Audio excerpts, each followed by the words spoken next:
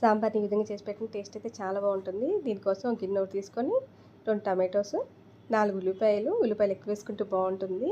ఒక క్యారెట్, చిలకడ దుంపలు, స్వీట్ పొటాటోస్ సాంబార్లో చాలా బాగుంటాయి, 2 వేస్తున్నాను. దోసకాయ ముక్కలు,